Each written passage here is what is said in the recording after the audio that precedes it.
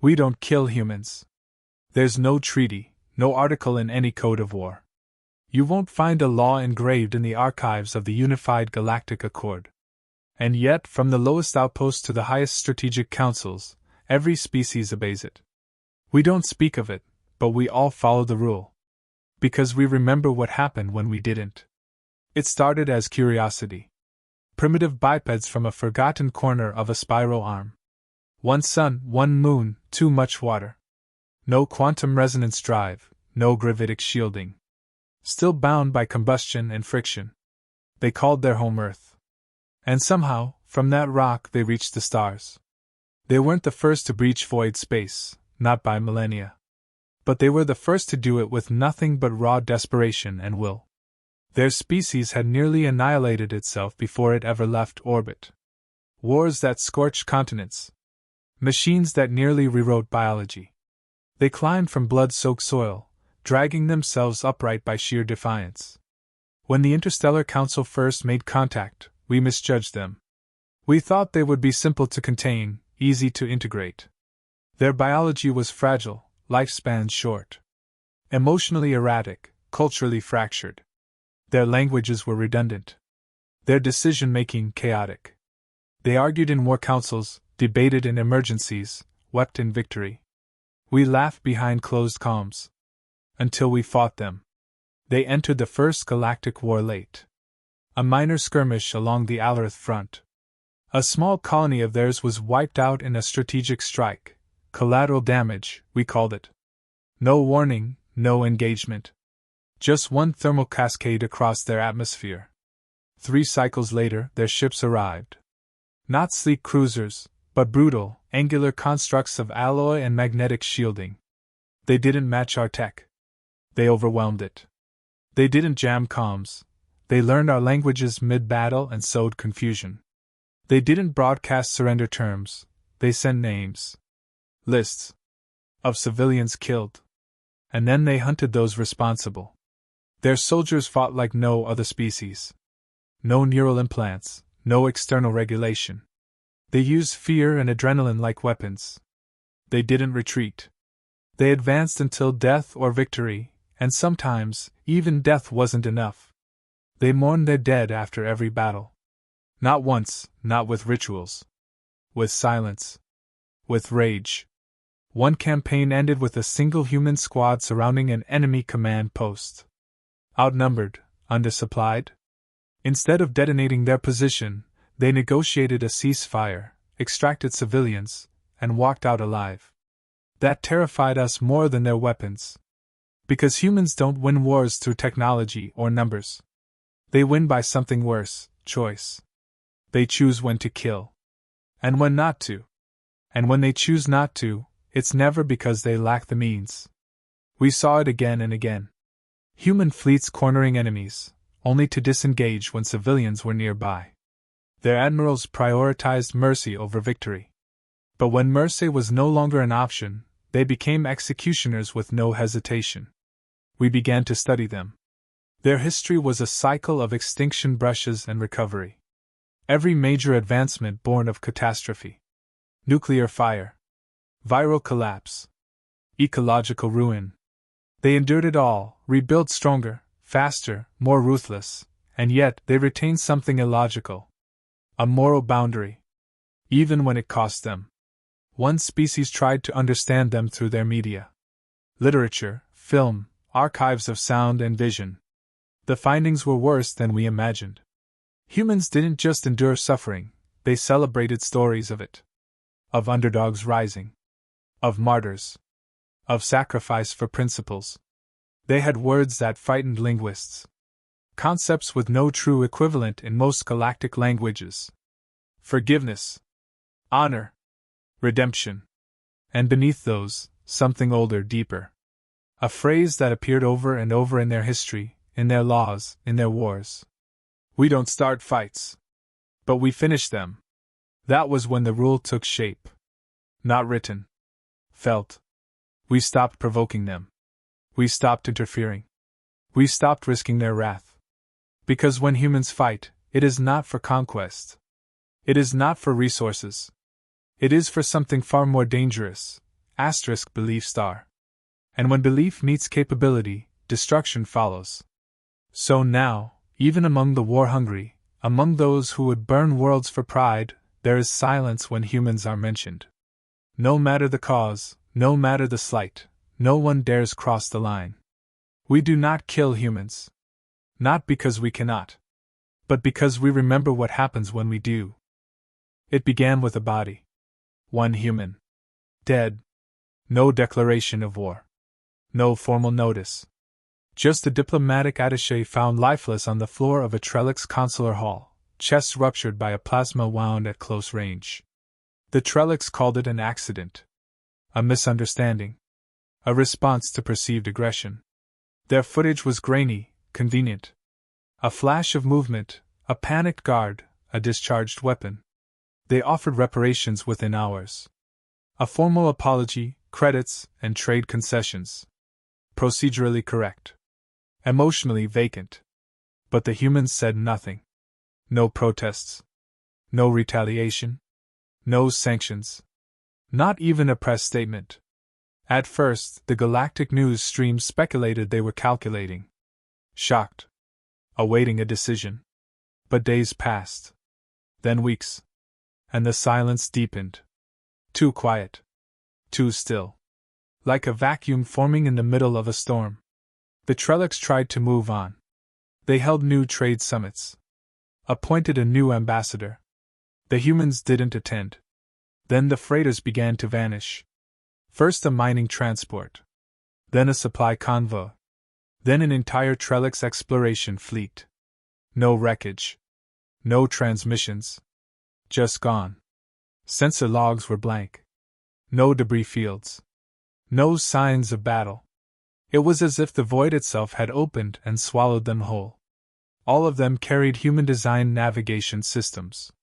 The Trellix blamed pirates. Sabotage. Environmental anomalies. But other races weren't convinced. Reports emerged of colonies losing contact. Infrastructure collapsing. Not attacked, just hollowed out. Quiet. Systematically disconnected. No one saw human ships. No weapons fired. No threats issued. And yet, system by system, the Trellix network began to fail. Communications rerouted. Financial transactions jammed. AI cores looping in silence. Satellites broadcasting human melodies. Old Earth music, slow and mournful, in languages the Trellix didn't understand. A pattern emerged. Each system affected had some link to the murdered Anva. A decision signed. A deal approved. A shipment authorized. Every connection, however small, erased with surgical precision. Panic took root. The Trellix government called for emergency mediation. They sent envoys to the humans' outer accord, requesting dialogue.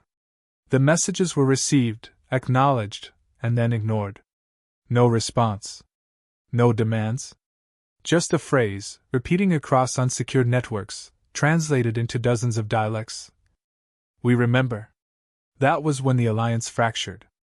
Member species began closing embassies. Ceasing cooperation. Fleets pulled from joint patrols. No species wanted to stand next to a target. The Trellix found themselves alone. They increased military production. Mobilized reserves. But their ships malfunctioned, their weapons misfired, their encrypted comms leaked back to themselves. Every system touched by human code bent without breaking, broke without warning, resisted without violence. No enemy in sight. No battlefield to defend. Just a slow unraveling of stability. I was dispatched by the Zelkar Dominion as an observer. Not a friend. Not an ally. Just an eye.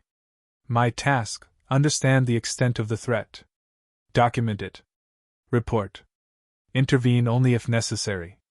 When I arrived in Trellix Prime's orbital hub, I expected confusion. I found fear. Officials whispered behind sealed walls. Military command ran drills with no targets. Civilian unrest climbed. Emergency broadcasts contradicted one another. Some spoke of invasion. Others of infiltration. Some whispered worse, that there would be no invasion, because the war had already begun, and they had already lost. I requested a secure transmission channel to the human embassy. It was granted within minutes. The human response arrived in seconds. A simple text. "You are not our concern. Do not become it." That line spread through the Trellix leadership like poison. Some read it as a warning. Others, a dismissal. No one read it as hope. The Trellix still tried to maintain face. Their leaders spoke in public of strength and resilience. But they stopped traveling off-world. They began asking questions about surrender without admitting they were doing so. That was when the final message arrived. Not to the Trellix. To us. A direct, untraceable stream to every major power in the galaxy. One sentence, rendered in pure logic script, incapable of translation error. "This is not revenge. This is memory." The implication was clear. The humans had not declared war. They had not violated treaties. They had not broken the law. They had remembered. And in remembering, they had acted with a clarity that made every other species doubt its own survival. Not through violence, but through precision, silence, and the absolute certainty of moral conviction turned into consequence. The body had fallen. And so, now, would everything else connected to it. Not by fire, but by forgetting how to breathe. History didn't prepare us for what came next. We assumed humanity had reached its limit. That subtle sabotage and systemic isolation were the extent of their wrath. We were wrong. The Trellix attempted to stabilize their collapsing systems by appealing to trade partners. None answered. Not because they feared retaliation, but because their networks had already been touched. Every species with data-sharing links to Trellix assets began experiencing corruption. Not destructive, subtle, elegant, irreversible. No one could trace the source. There were no attack vectors, no malicious payloads. The code wasn't even invasive. It simply existed where it should not be, altering logic chains in ways that made machines obey new, unspoken priorities. A war without bullets. No ships launched. No weapons fired. Only degradation, of systems, of trust, of time. And yet, the humans never appeared. The Trellix mobilized fleets. They patrolled dead space, watched shadows, fired at sensor ghosts. They waited for the human armada that never arrived. Instead, they received data dumps. Coordinates. Flight logs. Command transcripts. All implicating their own officials in the events surrounding the diplomat's death. Internal corruption laid bare by a species that wasn't even watching. They had already known everything. The Trellix Senate collapsed. Civil factions split. Generals turned on ministers. Assassinations followed. Humanity didn't interfere. They let it happen, as if they'd written the conclusion long before the first word was spoken. Rumors spread across the stars. The humans had constructed predictive models of entire civilizations.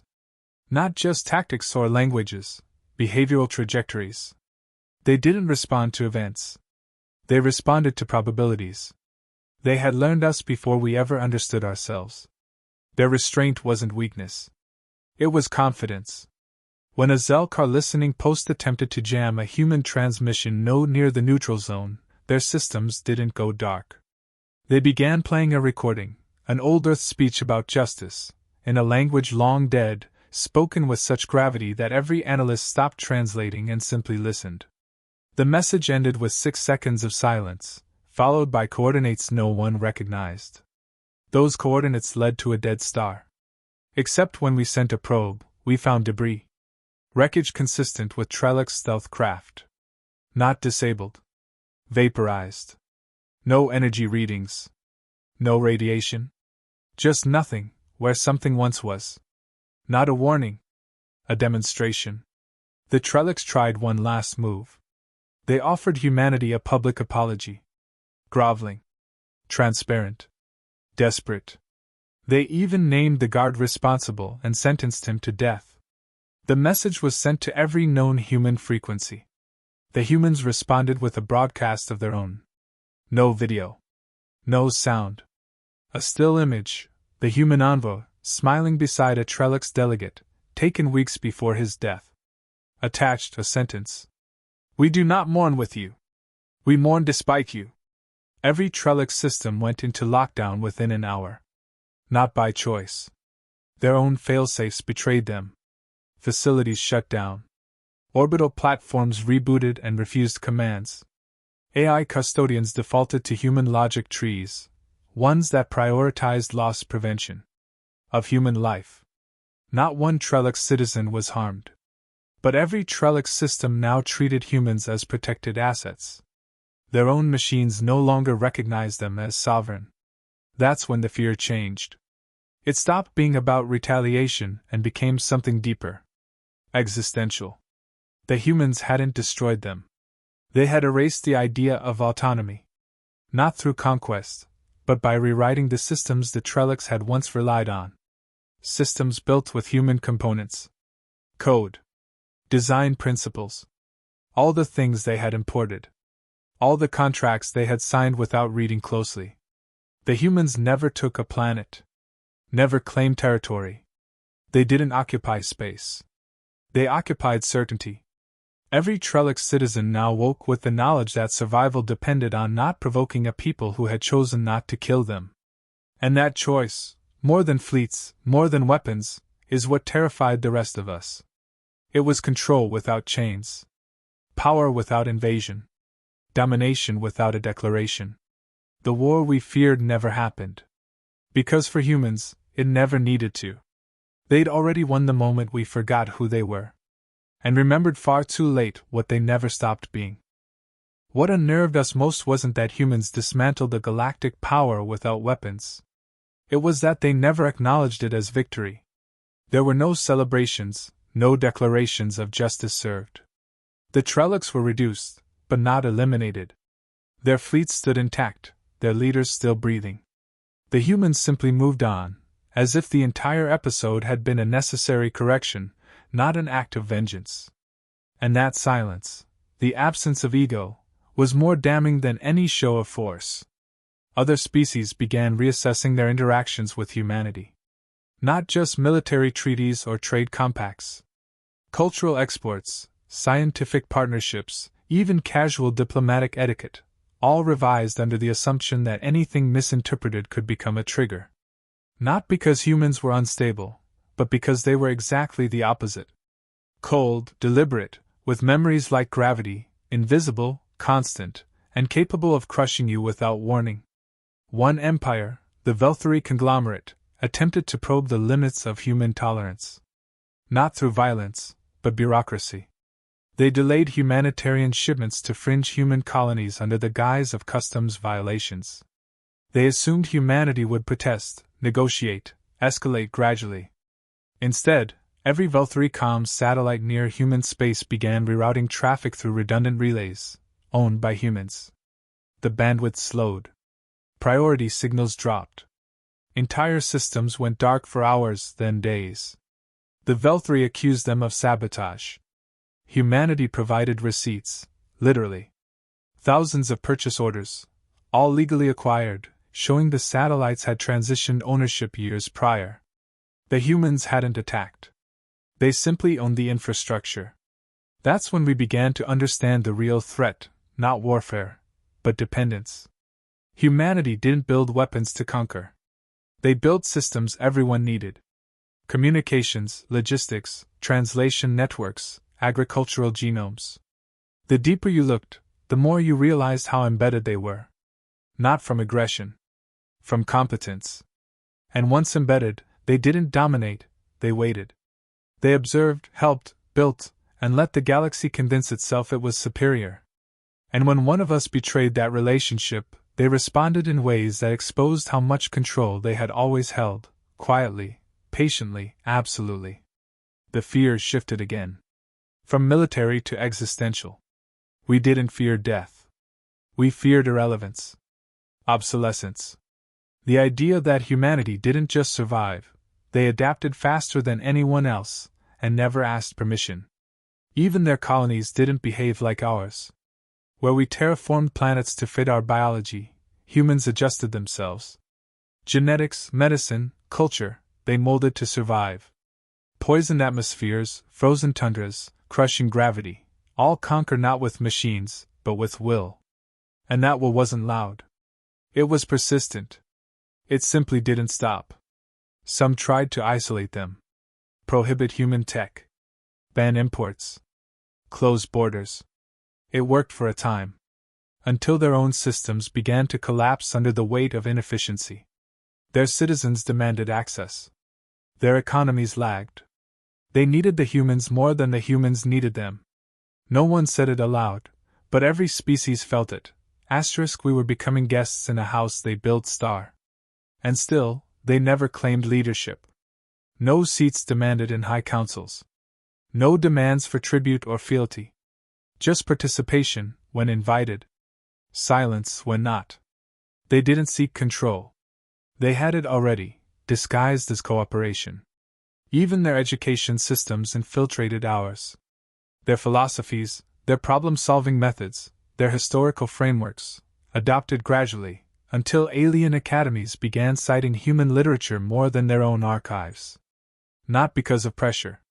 Because of clarity. They didn't erase cultures. They added context. Made others question their assumptions. Made the old ways feel insufficient without saying a word. And perhaps that was the greatest weapon of all. Not fire. Not steel. Infection by excellence. One by one, civilizations began folding human systems into their own, not because they had to, but because they couldn't match them otherwise. Their tools were sharper. Their logic cleaner. Their ethics unyielding. And those who resisted? They didn't face annihilation. They faced irrelevance. That's what became clear after the Trellix fell. Humanity's power didn't lie in destruction. It lay in the ability to redefine what survival looked like, and to set that standard so high that everyone else had to choose between adaptation or decay. We used to wonder why they hadn't claimed dominion over the stars. Now we know. They already had. It wasn't fear that kept us compliant. It was the realization that humanity no longer operated on the same level as the rest of us. The Trellix collapse had shown us their capabilities, but what came after showed us something deeper, asterisk in 10th star. Humanity didn't seek dominance. They cultivated resilience. While others expanded through conquest, they expanded through competence. And when challenged, they didn't react with fury. They responded with precision, and then returned to building, as if the disruption had been a momentary inconvenience rather than an existential crisis. The lesson was absorbed quickly. Old alliances realigned around human influence, not by decree, but by gravity. Their systems functioned better, their solutions scaled cleaner, and their standards elevated everything they touched. Their version of order didn't require enforcement. It thrived on inevitability. Human-led coalitions began forming organically. Not out of ideology, but out of utility. They solved famine without ceremony. Negotiated planetary disputes in hours that had dragged for decades. Created medical frameworks that adapted faster than any pathogen. Species once proud of their autonomy now found themselves requesting oversight, not out of weakness, but out of trust that the humans would fix what no one else could. And they always did. Not perfectly, but with relentless honesty. When they erred, they corrected. Publicly. They didn't hide behind tradition or protocol. They adapted in real time, absorbing failure like fuel. That kind of transparency became addictive. Civilizations who once buried truth under layers of ritual began adopting the human practice of direct accountability, not because they were forced to, but because it worked. Even the species that once distanced themselves began inching back, quietly folding human tech into their systems again. Too much had failed without it. Isolation was no longer sustainable. Pride had cost them time. Across the stars, a quiet uniformity emerged, not of culture, but of standards. Human-made calibration systems became the norm. Logistics ran on human-derived algorithms. Legal disputes referenced human precedents. Languages began to incorporate Earth-based syntax to increase clarity in multi-species arbitration. And all of this happened without ceremony. That was the final understanding we reached. The humans didn't conquer. They integrated. Not by imposing, but by outpacing. And once their systems proved superior, resistance felt less like defiance and more like delay. Even dissent became an obsolete form of protest, because human designs simply made life better, safer, longer. We used to say humanity was unpredictable, that they were volatile, primitive. But that assessment had always been projection. They had evolved in environments more hostile than any known world, and they had not only endured, they had thrived. And now, they brought that same unforgiving efficiency to the galaxy. Not to destroy, to refine.